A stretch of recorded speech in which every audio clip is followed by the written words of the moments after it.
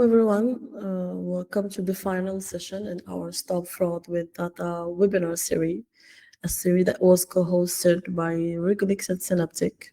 Over the past 2 months, we had the pleasure of hosting this series to help telecom operators and regulators to strengthen their fraud prevention capabilities through real-world data-powered strategies. This is the final webinar in this series, but please rest assured, this is not our last event. We will continue sharing insights, tools, and case studies to help you address emerging telecom frauds. Today's session is going to be focusing on an increasingly urgent threat, flash call fraud. We are thrilled to see such an engaged group of telecom operators and regulators joining us once again from across the globe to this last webinar. Before we start, let's go over a few quick housekeeping notes. Kindly keep your microphone and camera off to avoid background noise. You can submit your questions at any time using the Q&A box. We welcome questions in both French and in English. This session is being recorded, and the recording is going to be shared with all of the participants after the end of the webinar. You will be guided by Selwa Shlady, our data scientist, through the following points. Flash call and how does it work? Why are flash calls being used by certain A2P platforms? What's the real revenue and visibility?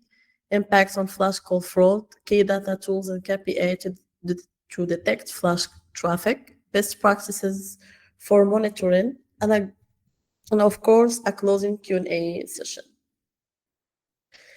This webinar series was brought to you by Synaptic and Regulix, like I mentioned at the start. Two complementary companies committed to delivering data-driven solutions for telecom regulators through Regulix and for telecom operators and services provider through Synaptic. Together, our tools cover fraud detection, sandbox, CLI, spoofing, wangiri, flash calls, etc., revenue assurance and reconciliation, mobile money oversight, quality of services monitoring, international traffic, tax and compliance. And the results speak for themselves, with plus 28 fraudulent SIM card detected daily, 400 minutes of international bypass blocked every day, which is come to 800 plus 800 in daily losses prevented through real-time alerts. If you'd like to know more about our solution, we will be happy to share our solution brochures after the session. I think now, without further delay, I will hand over to Selwa, who will gonna take us through this session insights on detecting and addressing flash call. Selwa, you can.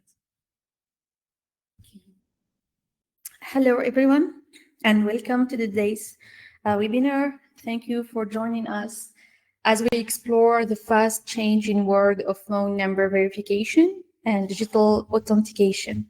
So we'll be focusing on flash calls, a technology that's quickly gaining ground for user verification with big impacts for mobile operators, businesses, and regulators alike. So I'd like to start by talking about something we all use almost every day, often without even thinking about it, verifying our phone numbers. So whether we are signing up for a new app or logging into a service, that little step is everywhere. But how exactly does it work, and what's changing in this space? Let's start by looking at the popular method for phone number verification, the one-time password or OTP. So on the left, you can see a user that enters their phone number so that it can be verified by the app. The app afterwards sends a unique code via SMS, 4-digit or 8-digit, and the user then have to type this code into the app, which verifies it before gaining an access. So this method has been the industry standard for phone verification for a long time. On the right, we see how flash calls work. The process is similar and start the same way. The user enters their phone number, but instead of sending a code via SMS, the app initiates an automated call to the user's device. So the user here doesn't need to answer or take any action. The app detects the missed call and use its detail for verification, seamlessly authenticating the user in the background. The comparison here is very important for operators and regulators because flash calls can bypass some traditional telecom control, and that has implications for both user experience and revenue streams. And we will dive into those challenges and risks a bit later. Now let's take a peek behind the curtain and see what's really happening with each method, and most importantly, how this impacts telecom operators. So on the left, with the classic OTP process, there are several players involved. There is a user, the app or server of the application, an SMS aggregator, and the mobile operator. So when someone asks for an OTP, the app sends the request through an aggregator, which then delivers the code as a text message using the operator's spatial messaging channel. So here is the key point. Every OTP message sent is billable. So the operators earns money each time. But on the right, for flash calls, things are a bit different. After the user requests verification, the app again works with a flash call provider or an aggregator, which sends a super short automated call to the user's phone. The user here does not have to answer, and the app can automatically confirm the number using that missed call. Here is where it gets interesting. Because the call is never answered and lasts less than a second, the operator usually doesn't earn anything from it. So in many cases, these missed calls are not charged at all, which means operators lose out on the revenue they would have made from SMS. So even though flash calls might make things easier for the users, they come with real financial consequences for operators. And that's the big reason why everyone is talking about this today. So why are flash calls becoming popular right now? Well, there are a few strong reasons, and I will walk you through them quickly. First, there are cost savings. Flash calls use only the signaling part of a call, not actual SMS messages. That means businesses don't have to pay for each SMS or for a call, which can save a lot of money. Second, there is enhanced security. So SMS messages are a growing target for hackers. They can be intercepted, or someone might even swap out a SIM card to steal codes. Flash calls help protect against these risks because authentication is done using the unique detail of the call itself, making it much harder for attackers to get in. But it's important to mention that flash calls are not perfect when it comes to security either. While they solve some problems that SMS has, flash calls have also their own risks. For example, attackers might try to spoof or manipulate call data or find ways to trick the system. So even though flash calls are a step forward, we still need to be aware of the new security challenges they bring. Third, there is the user experience. With flash calls, the user experience is better. Users don't have to wait for a text or enter a code manually. Everything happens automatically in the background. So this makes the process faster and reduces the chance of people making mistakes. So more users are able to complete verification. And finally, it's all about speed. SMS messages can sometimes be delayed, maybe because of network issues or if someone is in another part of the world. Flash calls are almost instant, which means users can get verified much more quickly. So these benefits are a big reason why so many apps and digital services are moving from traditional SMS OTPs to flash call authentication. But as we will see next, this shift also creates new challenges for telecom operators and regulators.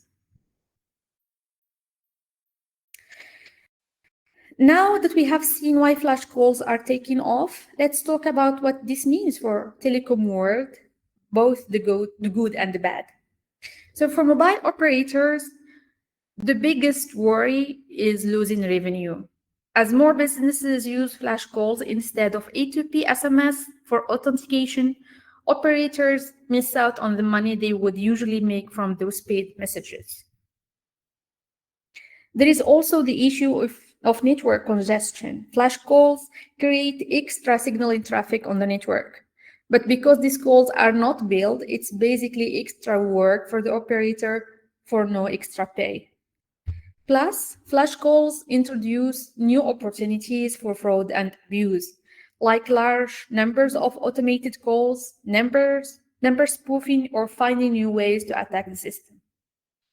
On the other side, for regulators, they are also facing new challenges. A lot of current rules and regulations don't even mention flash call traffic, so it's hard for authorities to keep track or enforce standards. There are also concerns about quality of service, especially if flash calls suddenly spike in volume and there is a real need to protect consumer from new kinds of attacks or privacy risks. So if you look at the number on the right, you can see just how quickly this market is growing. So flash call authentication is expected to grow by 18% every year, reaching $450 million by 2027. So most of this growth come at the expense of SMS authentication, which has been a big moneymaker for mobile operators. So it's clear that both operators and regulators need to move fast and find ways to adapt. So they need to balance the push for better user experience with the need for business sustainability and proper rules. So here is the bottom line. If flash calls are left unmanaged, they could seriously hurt SMS revenues and open the door to network abuse.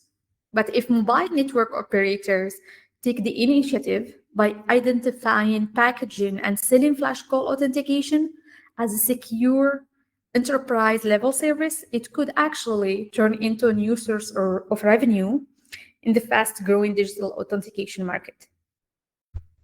So, how can operators and regulators keep up with flash call authentication and even turn it into a new business opportunity instead of letting it eat away at their revenue?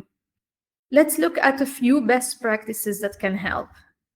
First, operators can adopt new charging models. For example, they can set up special routes just for authentication traffic and charge a little more for short calls used in verification, just like they do with the A2P SMS. So by creating dedicated channels and billing for each call attempt, operators can start to recover some of the money that's being lost to flash call bypass.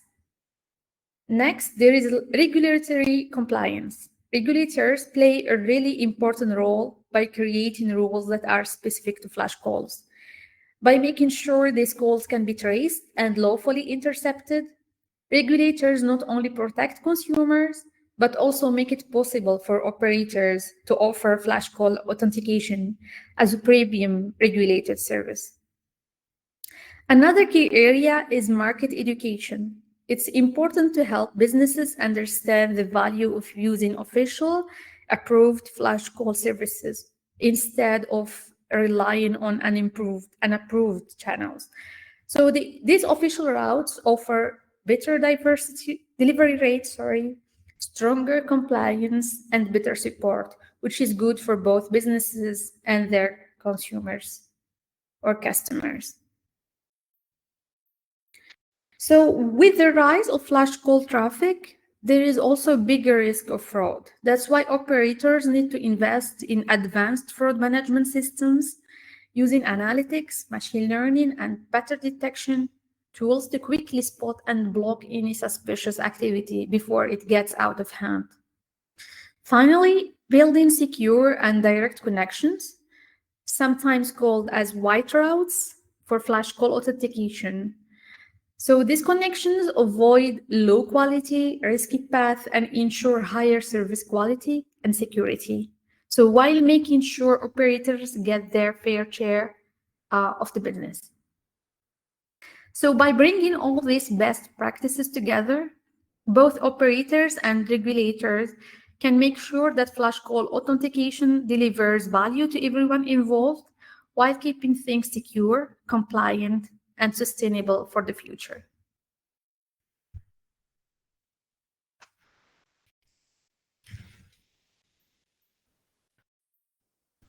Thank you, Selwa. Before we move on to explore tools and technique used to detect and block flash call fraud, we'd like to take a moment to hear from you. We're going to launch a short interactive poll with the 5 quick questions. This will help us better understand how flash call fraud is currently approached across different organizations. Each question will stay open for about 1 minute, so feel free to answer honestly. Of course, your responses will remain anonymous.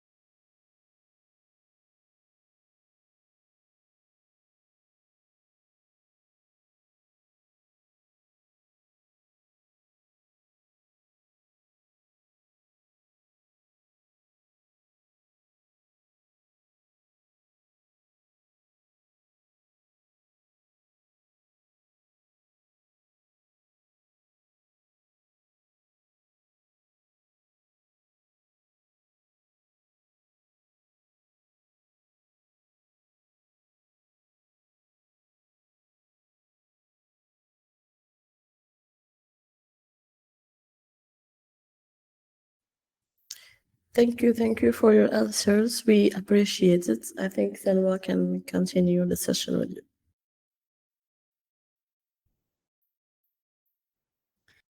Okay, so now let's shift gears from how to make money with flash calls to how operators can actually spot them on their network.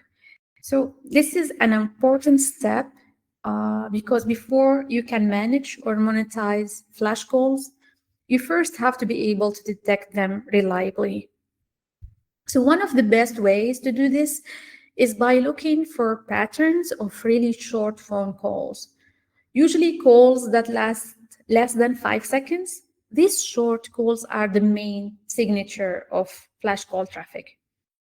If you look at the graph on the screen, you will see what I mean. Normal user behavior is shown in yellow, while flash call provider activity is shown in red. Regular users hardly ever make or receive lots of missed or super short calls. But with flash call providers, you see a huge volume of these short calls happening very frequently. So that creates a very clear and recognizable pattern. Traditional methods try to catch flash calls using simple threshold rules. For example, if a phone number is making or getting lots of short call, it gets flagged. These rules are easy to set up, but they have some big downsides. First, they are rigid and can make mistakes. Sometimes a legitimate call center or an automated system could get flagged by accident. And at the same time, smart flash call providers might spread their calls across a lot of different numbers to sneak past these basic checks. That's why many operators or regulators are moving toward more advanced ways of detection using machine learning and anomaly detection systems. So these tools can actually learn what normal call behavior looks like on the network, and then they spot unusual patterns like sudden spikes in short duration calls or other clues that point to flash call activity. So this makes detection much more accurate, flexible, and scalable, which is really important as flash calls keep growing in popularity. So building on what we just talked about, there is another powerful way to spot flash call activity, and that's by not only looking at how short the calls are, but also where those calls are happening in the network. So this approach is called duration and routing analysis. If you look at the chart here, you will see the number of short calls happening on different ranks or routes. Think of these trunks as different highways that carry calls through the telecom operator network. Most of these trunks have a low, steady number of short calls, but then you see trunk 4, it stands out with a much higher number of short calls, shown here in red. So that's a classic sign that a lot of flash call activity is being concentrated through that one route. So again, here we can also use simple threshold rules to watch for this. So if any trunk has more short calls than usual, it gets flagged. But just like before, these basic rules can miss more subtle or distributed attacks, especially if the traffic is spread out across many routes. That's why we should turn to anomaly detection and machine learning, because these advanced systems can learn what's normal for each trunk and quickly spot any unusual spikes or changes, like when flash call abuse starts spreading out or gets more sophisticated. So by combining information about call duration, which details about where those calls are routed, operators can do much better job of detecting and stopping flash call bypass before they cause revenue loss or put stress on the network. For this next slide, I will be talking about another method that do some signal analysis. And for that, we need to zoom in for a moment and see what actually happens on the network when you make a regular phone call from the signal point of view to understand how flash call is different and how can be detected at the signaling level. So if you look at this diagram, you will see 2 points in the network. Let's call them point A and point B, which are the caller and the callee. So when a call starts, it kicks off something called the initial address message, or IEM. So this is basically the network saying, hey, I want to start a call. Next comes the address complete message, or ACM, which means the call is being connected on the other end. Then when the person answers, we get the answer message, or ENM. After the conversation is over, there is a release message, REL, to end the call, and finally, a release complete message, RLC, to close the session completely. So this is the standard, predictable flow for a successful phone call. Each message has its own job in the process, and they always come in the same order, making the sequence easy to follow and understand. But flash calls work a little differently. So these calls are never meant to be answered, remember that? So they are designed to end quickly, often after just 1 or 2 rings, 1 or 2 seconds. So from a signaling perspective, this changes the whole pattern we see on the network. With a flash call, you will still see the initial address message, or IEM, being sent out to try to start the call. But after that, you usually won't see an answer message, or sometimes even an address complete message. So instead, the process jumps straight to the release message to cut the call off right away. So this unusual signaling pattern gives us 2 really good ways to detect flash call traffic. First, we can look at the IEM to ENM ratio. So if you notice a network point sending out a lot of initial address messages, but getting very few ENMs, answer messages, it's a clear sign. So there are a lot of calls being made, but almost none are being answered. So that's a big red flag for flash calls. Second, we can check the time between the IEM, or the initial address message, and the release message. In a regular call, there is usually a distant gap between when the call starts and when it ends. But with flash calls, that gap is very, very short, sometimes just a second or 2. So by watching at these 2 simple metrics, operators can quickly spot flash call activity in real time. So this helps protect their network and their revenue from being impacted by this new type of traffic. So to wrap up today's session, let's quickly recap what we have covered. We started by looking at how flash call authentication is shaking up the world of user verification. So it brings big advantages in terms of cost, speed, and a smoother experience for users, but it also creates new challenges for operators and regulators. We talked about the major impact of flash calls, especially the risk of lost SMS revenue, increased network congestion, gaps in regulation, and new ways for fraudsters to attack. We then explored some best practices for dealing with these changes, smarter charging models, working closely with the regulators, investing in fraud prevention, building secure connections, and helping businesses understand the value of official flash call channels. After that, we took a closer look at practical tools for detection, from spotting unusual call patterns and routes to digging deep into signaling data. Even though flash call bypass keeps evolving, operators can keep up with the right technology and data. So here is the main takeaway from today. Flash calls are here to stay, and they are growing very fast. Operators and regulators need to stay ahead of the curve by recognizing the risks, adopting smarter detection methods, and updating their business and regulatory approaches to match this new landscape.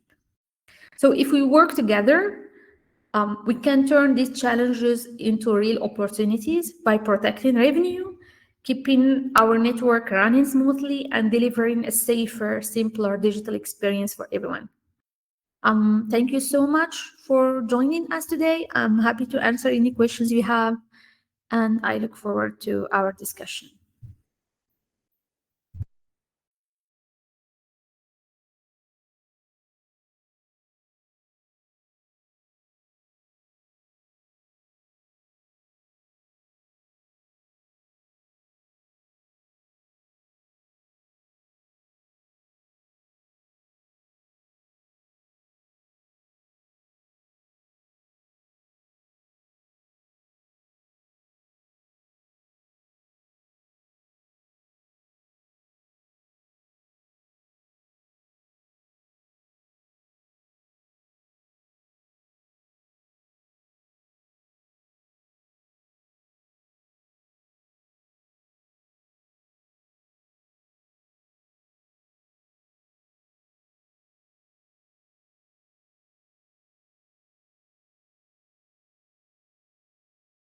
So we have a first question. Can flash call be used in iOS phones, iPhone? So you might think that it's possible because it's just a phone call that's been set, but actually it's not supported on iPhone. And why is that? Because actually to be able to implement this flash call verification, the system or the aggregator or the app need to have access to the call log to detect this missed call. But the iOS doesn't allow third parties apps to access the call log, so which is essential for flash call verification. So for privacy limitations and with the instructions, the restrictions set by iOS and iPhone, it's not, flash calls are not supported by iPhones.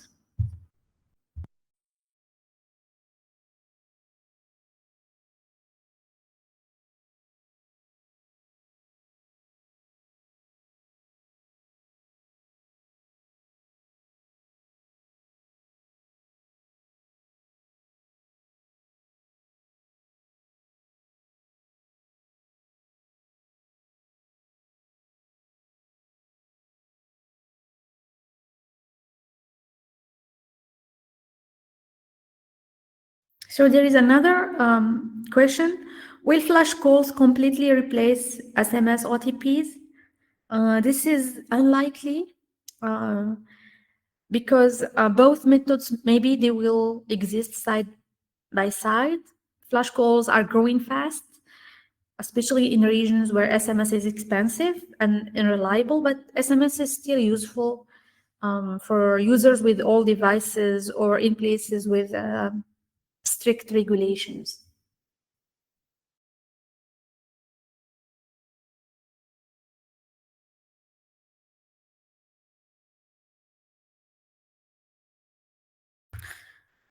We have another question. How is the OTP present inside the caller number of the missed call, or is it present somewhere else?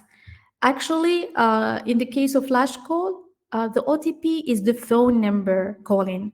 So they choose just like the last four numbers of the number that made the call, and they access the call log on your phone, and they check the last call and verify if the four numbers actually match the number that they used to make the call. If they do, then the verification is done.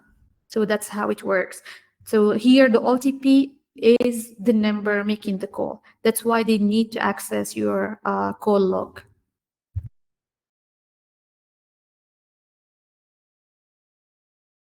And this is actually a downside of flash calls because it hinders a bit your privacy, because sometimes they just access your call log without your consent. So they don't ask you beforehand if they can do that. So this also should be regulated.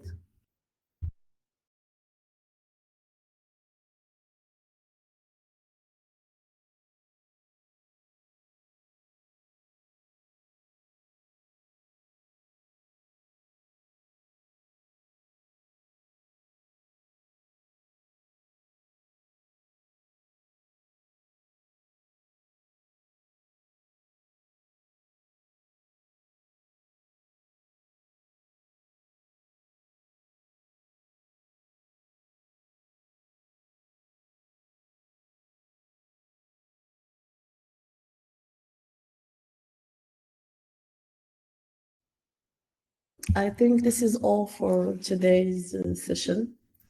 Thank you, Sarah, for this comprehensive presentation and for all the insights you shared with us during these five sessions.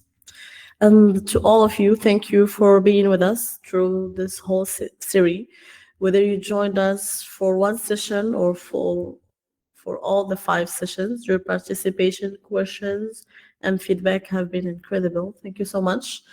This might be the last episode of this series, but just like I said at the start of the webinar, this is not our last webinar or our last event. We will continue to share content with you, either it's through webinar, through white paper, ebooks, or use cases. And just want to say for our French-speaking audience, we prepared the translated version of all the webinars. Two of them are already out, the Sandbox webinar and the Say Live Fraud webinar. We shared them with you via email and via our LinkedIn page. And the other sessions are being prepared and we're going to share them with you very soon. So stay tuned. And of course, if you'd like to explore more about our solution or what we do, just feel free to send a message and we're going to share the brochures with you, or you can book a call with our team. And finally, we want